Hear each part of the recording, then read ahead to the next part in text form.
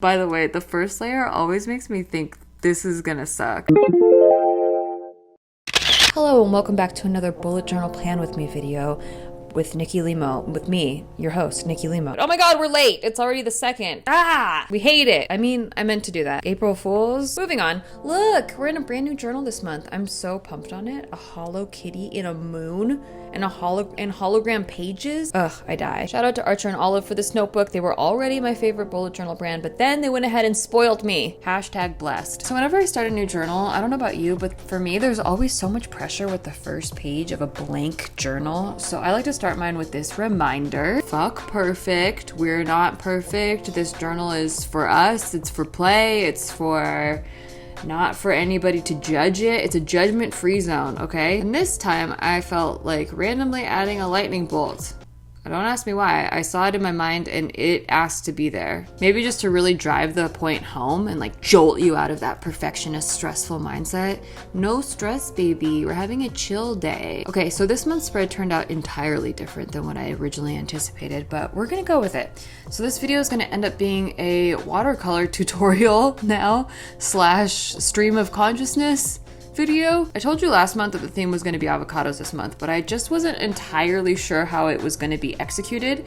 So I pen tested so many of these green markers because originally I thought these were going to be some cartoony ass avocado doodles, but then I tested these watercolors with my watercolor pen and I instantly became enamored with the way the water moved the color over the page. I just had to paint something. Don't come for me though, painters. I'm self-taught, so this might not be like the right way to paint. I don't know. It might be the right way to paint, but it might not be, and I just don't know. I get very nervous sharing these things that would normally be private with the world, but anyway, this journal is meant for play, like I said, and it's just for me, and that's why I put fuck perfect at the front. If it works out, cool, but if not, then we'll turn it into something else. And as a side note, as far as bullet journaling goes, I usually advocate to keep your bullet journal as simple as possible, unless you're feeling particularly creative, so that you actually use your journal. Sometimes I think people get too wrapped up in needing their monthly spread to look amazing, and it adds so much pressure that you just don't need. You don't need to do that. And then you end up stopping yourself from actually using your journal because like you just didn't think you were good enough for your own self. It just doesn't make sense. Don't do that because that's sad. Keep it simple unless you're feeling particularly artsy, which for me, I guess I would be doing that today. I've actually been trying to take a day a week just to indulge in one of my hobbies. I have so many hobbies and it's really helpful for my brain to zone out on one thing for a while without having to think of 1,000 different things. Oh my god, that reminds me. I just got an official ADHD diagnosis, and it feels so incredibly relieving to know why I operate in a way that has at times been very frustrating. So yay! Also, why was I never assessed sooner? It seems so obvious now. It's crazy. Also, the irony of this tangent. Anyway, watercolor tutorial. Here we go. So I started this with a light pencil sketch. If you're following along, you're gonna want it light. Like if you're gonna do a pencil sketch, like light, because you're not going to be able to really erase pencil once the watercolor goes on. So make sure it's not very dark. Anyway, I used this reference photo, just so you know. I just Googled it. I Googled avocado and then I went to the images and I picked it because, like I said, I originally wanted them to be cartoon avocados, and I thought this pic looked like 2 avocado halves hanging out, don't they? Like once you add faces to them, but we'll get to that. So once we have the basic shape of the avocado, it's time to start painting. Now, I keep very few colors in my palette because, like I said, I'm not trying to be a professional painter. I just like to play. So we're just gonna play around with some simple color mixing. Now, when I look at this photo, I see the green as being pretty much variations of a green/yellow mix, like mostly yellow actually with a hint of green. So we're gonna start there. I don't remember the name of this yellow. I think it's like yellow ochre or something, but I'll put it in the description if you're really curious. I do, however, remember that this green is called a hooker green. I don't know if that was named after someone or if they meant what they said, but she is pretty. Petition to call it sex worker green though. It's 2021, okay? So anyway, I just do a really, really, really light coat of this yellow green, mostly yellow, extremely diluted with water, and a teensy drop of diluted green. You want the first layer to be super light because it's way easier to add shadows and saturation later than it is to add highlights or dilute color later. It's possible to do that, but let's not make it harder on ourselves, okay? The first layer, by the way, the first layer always makes me think this is gonna suck. Like, it looks dumb. Like, it looks bad. I'm sorry. I just like to berate the first color. Like, the first time I did watercolor, I was like, I am a child. Like, what is this? What are we doing?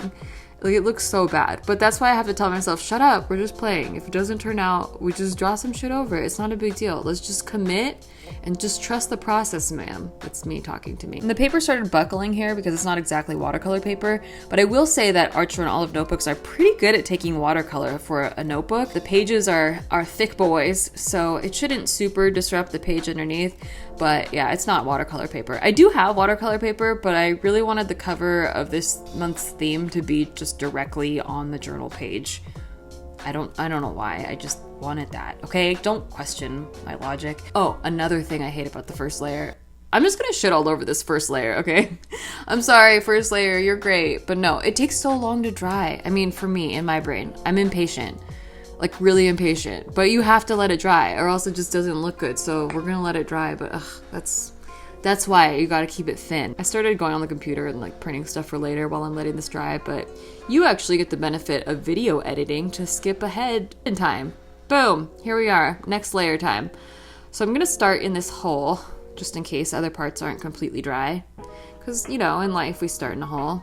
Most of us, unless you're just dealt an incredible starting hand. I'm gonna start in the hole, and to make this hole look like a hole, we have to add some shadow. So looking at the reference photo, the shadows here look like a murky mix of the yellow and green. I added a very, very diluted green on my brush, like a very watery green with a slightly less diluted yellow. So you get more opaqueness with the yellow, I think, if that makes sense. Hopefully it makes it more like murky looking. I think this turned out to be a pretty good first color match to what I'm seeing in the photo, but we'll let it dry. While it's drying, I'm gonna go on with our hooker green on the very outer edges. Like, if you look at this reference photo, see how it's that green on the edge? Yeah. So I'm mostly doing green with only a touch of yellow this time, because I still want it to be a yellowy green. Like, if you don't add any yellow, it's just like too green. We're gonna add a little tiny bit of yellow. I still keep it fairly light in case we don't like it or if we need to alter the color a little bit. You're gonna just do this very thin, light first layer. I mostly just wanna get the gist of what color this is on the page so that I can eyeball where I wanna saturate parts or add highlights or shadows later. Yeah, so I like this color. I'm gonna saturate it a little bit more. And I just love like moving the water with the brush. It's so soothing. I could do this all day. I did do this all day. This was an all-day event for me. I just took a day and went, yeah, we're doing this today. Actually like listening to lo-fi hip-hop beats in the background. Side note, I almost feel like the buckling of this paper adds to the texture of the avocado, weirdly. Is that just me? I don't know. So I'm going back in this hole now to add more dimension. I'm saturating the tip of my brush with yellow this time and diluting it with a very watered down green. But I want it to be pretty opaque because I'm creating shadows on this edge. And a lot of this comes from just looking at the reference photo and seeing where the shadows in the picture fall and then going back to the page. I don't think I could do this from memory, at least not yet. Though, if I did this same exact avocado over and over, then yeah, it would probably become memorized. But this is where watercoloring is fun for me, where one part of the picture is drying and so you move on to work on a different part. It's like you're constantly working on different things. Even when I'm just doing one activity, I have to be doing 50 different activities within that activity. Why am I like it? Well, ADHD. But wait, make sure while you're working this way that you don't touch the wet parts while they're both wet. And then I'm just adding layers to the colors I've already chosen and letting them blend with the previous layer to create shading. Let's start on this brown pit part though. Ooh, new color. I do have some brown in my palette, but I don't know if it's the right brown, so I'm starting like light, just like very thin. I could like have a test page for these colors. I just am, again, just too impatient and lazy. So we're just gonna play around on the actual painting. I actually think this brown is a little too cool toned compared to the picture, so I'm gonna warm it up a little with a little tiny bit of red. And there we go. Also, if you don't have brown, it's just green and red. like mix more green for the cooler brown and then more red for the warmer tones. To make this pit more three-dimensional, we can see the light source is coming from over here, creating a highlight like up in this top part. So I'm not really gonna paint that part further. It has the first light layer of the color, but I'm just gonna keep the negative space here to create the highlight effect. I find it easier to do it that way than to like try to take away color later. So while that's drying, I'm just gonna add a little bit more shadow on this side of the pit, again, because the light source is over there, so it would create a bit of a shadow over here from the pit. Nothing dramatic, but just like the subtle shadow. I think that makes a difference. And then going in with another layer of that same brown on my pit, but moving farther away from that highlight area, so it creates shading. I also added some more pigmented brown to the tops of the avocado halves. You know that part where the hard tippy top comes off of the avocado? Avocado people know. You know what I'm talking about. Okay, more layers, more shadows. I just keep adding more pigment to the shadows, light layer by light layer. It is a patience game here, but it pays off, so I'm into it. Basically, the darker it gets, the smaller the area I'm adding it to, if that makes sense. Like you're kind of fine-tuning the layers here. And then while all of those layers are drying, I'm gonna go for this undershadow to make these babies like really pop off the page. Although that wasn't the original intent to make a three-dimensional image here, this reference pic has those shadows, and you know what? I'm really digging them, so I'm gonna go with it. I also don't have black in my palette. I find it pretty easy to create shadows without using a black paint. But here I'm gonna use a mix of indigo and our green to see how that looks. Not bad, but as it dries, it starts to look a little too blue for my taste, so we'll go back and fix it later, and that's why we start light. I'm gonna add some brown to that indigo green mixture to make it a much darker shade for the skin of the avocado. There's not much skin showing in this pic. In fact, I'm gonna add more than the reference picture shows just because I like the contrast a lot. I'm kind of a contrast hoe, to be honest. And ooh, baby, they are really taking shape now. Look at them go. I'm gonna water down that same color, that same like blackish color to add to the undershadows because I do like this color a lot. All right, no more fucking around. It's time to get serious about this pit. We're gonna go in with a dark, dark brown now. Make some shadows happen, baby. We are ready for this drama. Please, bring it. By the way, this is the only drama I ever want in my life, so I enjoy peace. Thank you. I'm just doing this random shape here to emphasize the curve of the pit and make those highlights really pop. Good Lord, she is beautiful. I decided right now that I needed a smaller brush just for the very, very, very outer edges here. I honestly don't know the size brushes you're supposed to use for things. I have a set and then I just kind of wing it. Just like my makeup brushes. I don't know exactly what I'm supposed to be doing, but I do it. But I'll leave the brushes that I used in the description in case you're curious.